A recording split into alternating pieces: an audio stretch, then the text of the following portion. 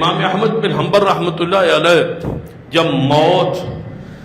کی حالت کیفیت سکرات میں تھے تو شاگرد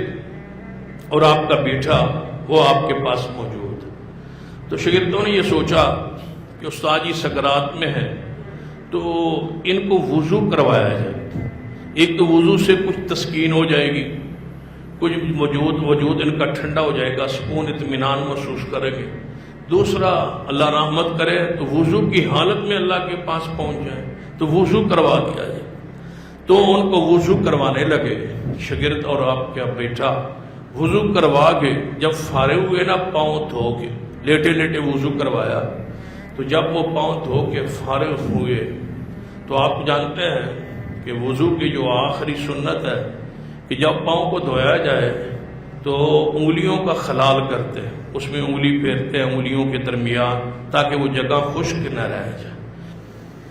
تو حضرت امام احمد بن حنبل رحمۃ اللہ علیہ نے جب وضو کر لیا،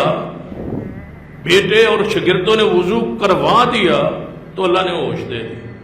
اور ہوش میں آ کے بتا کر کیا آتے ہیں، خللوا بین الاصابع،